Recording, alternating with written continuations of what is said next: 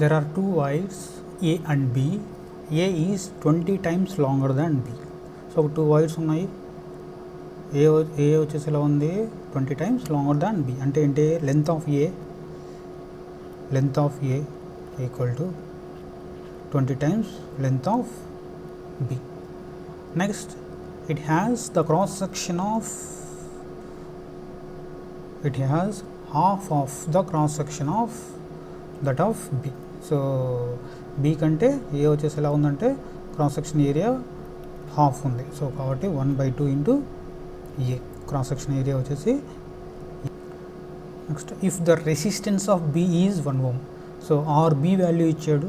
RB value resistance B value వచ్చేసి ఎంత ఇచ్చాడు 1 ohm అన్నాడు.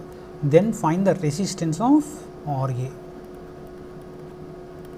సో నార్మల్గా known formula R equal to rho L by A.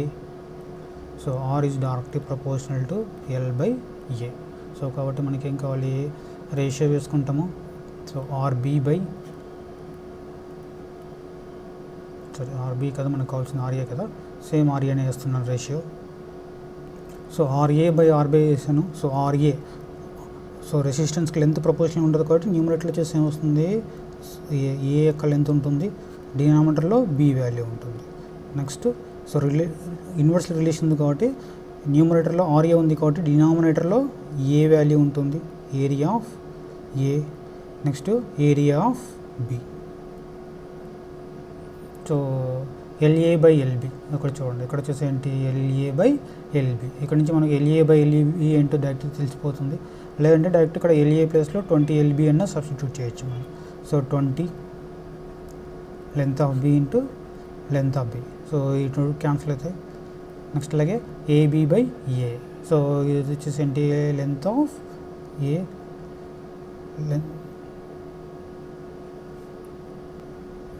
So A conductor యొక్క area వచ్చేసి ఎలా ఉందంటే మనకు 1/2 టైమ్స్ ఆఫ్ AB ఉంది కాబట్టి AB divided by 1/2 times of AB. So AB cancel. So డినామినేటర్లో 1/2 ఉంది, ఇది వచ్చేసి ఏంటి న్యూమరేటర్కి వెళ్ళిపోతుంది కాబట్టి వాల్యూ వచ్చేసి ఎంత వస్తుంది, వాల్యూ 40 వస్తుంది. RA by RB equal to 40.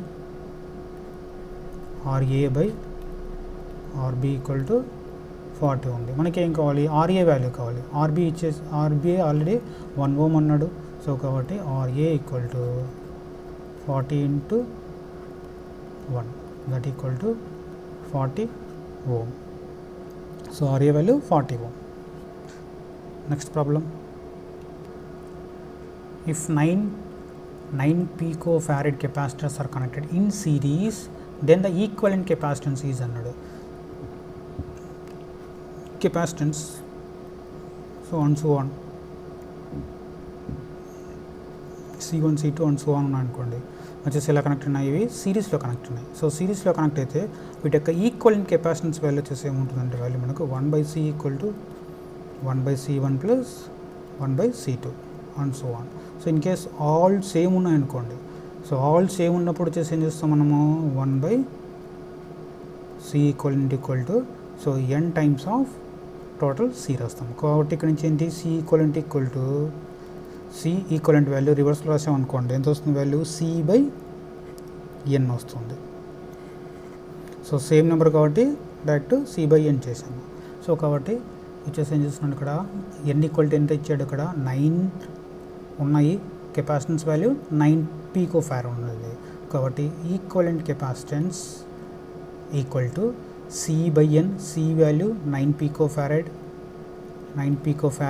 Divided by n value 9. So 9 cancel, ఫైనల్గా వచ్చేసి ఎంత వాల్యూ 1 picofarad. సో సిరీస్లో కనెక్ట్ చేస్తే 1/C1 ప్లస్ 1/C2 రాస్తాము. సో రెసిస్టెన్స్కి ఇవి రివర్స్లో ఉంటాయి, కొద్దిగా కేర్ఫుల్గా సాల్వ్ చేయాలి ప్రాబ్లమ్స్ని. Next problem, a capacitor is to be constructed to take a potential difference of 1.25 kilo volt with a dielectric mica strength of 50 megavolt per meter. Find the thickness of mica. So కెపాసిటర్ని మనం construct చేయాలి. ఎలా ఉందంటే so 2 plates ఉన్నాయి. So ఇది withstand కాగలిగే ఎంత వోల్టేజ్కి ఇన్స్టెంట్ కావాలి, V equal to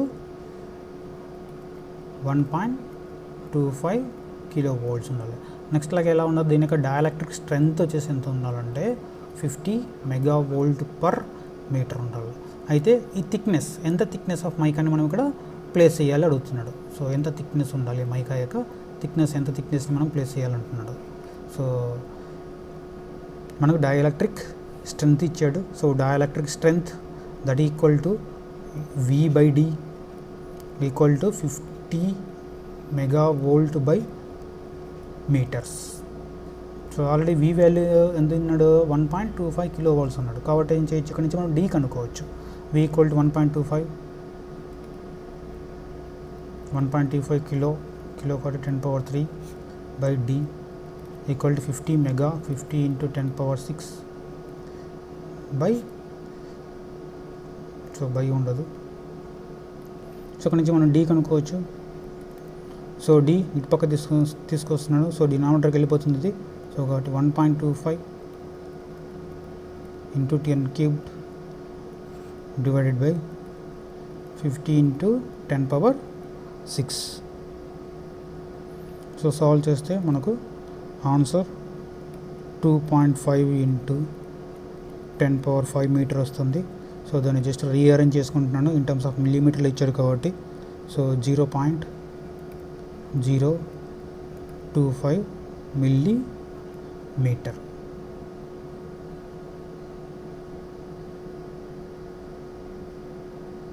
so answer వచ్చేసి 0.025 మిల్లీమీటర్.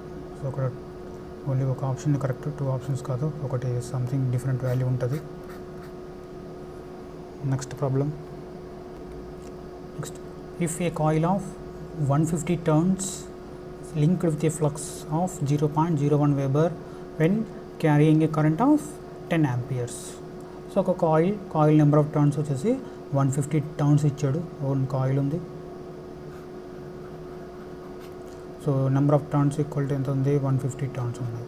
ఇది వచ్చేసి ఏం చేస్తుంది, 0.01 వెబర్ ఫ్లక్స్తో లింక్ అవుతుంది.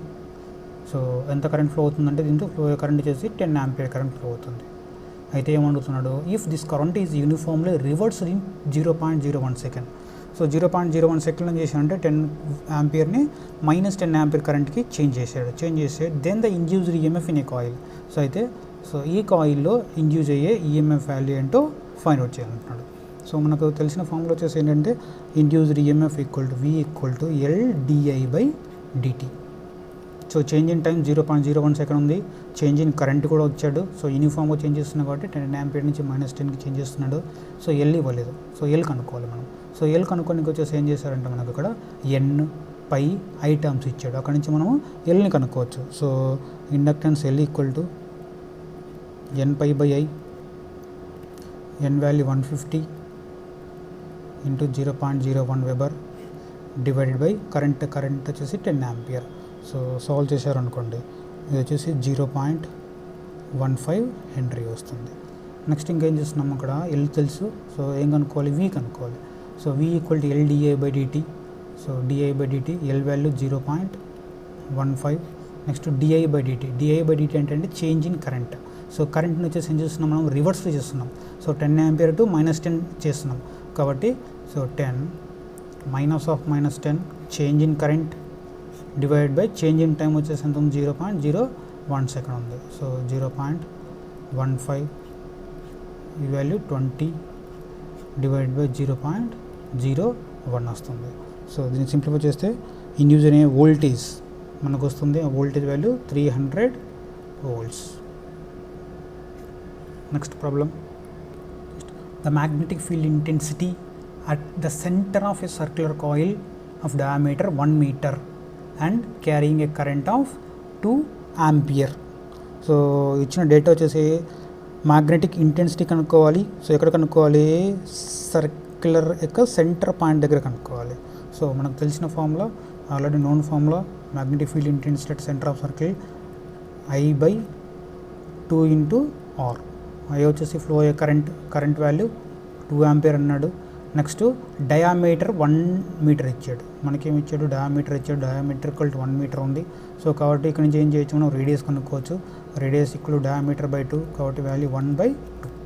సో కాబట్టి H equal to current value 2 ampere divide by 2 into radius value 1/2. So 2 cancel. Solve చేస్తే వాల్యూ హెచ్ వాల్యూ తెలుస్తుంది. హెచ్ వాల్యూ చేసి ఎంత ఉంది ఇక్కడ, 2 ampere turn per meter. So option వచ్చేసి ఏంటి, 2 ఎక్కడ చేసింది, డి దగ్గర ఉంది. Option D correct option. Next problem. A current of 10 ampere flows through a resistor of 100 ohms for 10 hours. Then the energy consumed. So ఒక రెసిస్టర్ వాల్యూ 100 ohm. సో దీంతో వచ్చేసి ఏం చేస్తున్నాం మనము, 10 ఆంపియర్ కరెంట్ని ఫ్లో చేస్తున్నాము. ఎంతసేపు ఫ్లో చేస్తున్నాం అంటే 10 hours సేపు ఫ్లో చేస్తున్నాము. సో ఇలా ఫ్లో కావడం వల్ల ఏమవుతుంది, ఎనర్జీ అనేది కన్జ్యూమ్ అవుతుంది. సో అయితే ఆ ఎనర్జీ వాల్యూ ఎంత కన్జ్యూమ్ అయిందో అడుగుతున్నాడు. So energy equal to power into time. So కాబట్టి పవర్ వాల్యూ కనుక్కుంటున్నాము. రెసిస్టెన్స్ ఇచ్చాడు కాబట్టి పవర్ ఫామ్లో వచ్చేసి ఏంటి, I² into R into T. Current I value 10 ampere, 10². Resistance value 100 ohm. Next time వచ్చేసి ఎంత ఇచ్చాడు, 10 hours అన్నాడు. సో సాల్వ్ చేసాం అనుకోండి దీన్ని. 10² అంటే 100. ఇక్కడ 1000, 100 ఇంటూ 10 ఉంది, అది 1000 అవుతుంది. 10 పవర్ క్యూబ్డ్. సో దీని వచ్చేసి ఏం చేస్తున్నామంటే నేను ఇంటూ 10 పవర్ క్యూబ్డ్ ఉంది. 10 పవర్ క్యూబ్డ్ వచ్చేసి ఎలా చేయొచ్చు అంటే మనం కిలో అని రాయొచ్చు. కాబట్టి kilo watt hour. So energy consumption equal to 100 kWh. So ఇక్కడ 100 kWh ఎక్కడ లేదు. సో కాబట్టి ఇంకా ఏం చేశాడు, ఇన్ టర్మ్స్ ఆఫ్ యూనిట్స్లో కూడా ఉంది. సో మనకు ఏం తెలుసు అంటే 1 యూనిట్ ఈక్వల్ టు 1 kWh. కాబట్టి ఏం చేయొచ్చు, kWh ప్లేస్లో యూనిట్తో రీప్లేస్ చేయొచ్చు. So 100 units. So 100 unit option ఉంది. ఆప్షన్ వచ్చేసి ఏంటి, ఆప్షన్ సి.